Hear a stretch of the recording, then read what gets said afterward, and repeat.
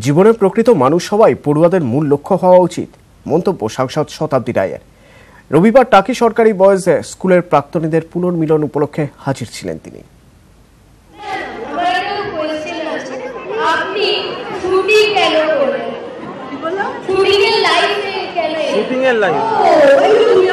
দেখতে পাবে, তুমি আমাকে দেখার জন্য ব্যস্ত হবে, তুমি আমাকে বলবে আমি তোমার সিনেমা দেখেছি, টিভিতে আমার সিনেমা দেখবে। টাকি গভর্নমেন্ট বয়েজ স্কুলের প্রাক্তনীদের পুনর্মিলন উৎসবে এভাবেই খোলামেলা আলোচনায় মেতে উঠলেন সাংসদ শতাব্দী রায়। 1965 সালে প্রতিষ্ঠিত হয় এই স্কুল।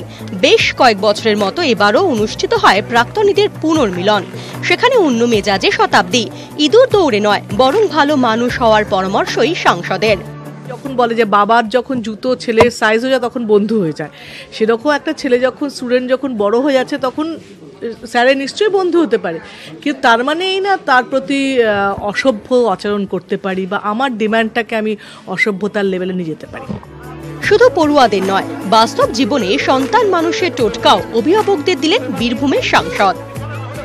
অভিনেত্রী সাংসদ শতাব্দী রায় এক অভিনব আলাপচারিতায় ছাত্র এবং অভিভাবকদের এই বার্তাই পৌঁছে দিলেন। ক্যামেরায় দীপক উপাধ্যায়ের সঙ্গে অভিজিৎ চন্দ, নিউজ 18 বাংলা, কলকাতা।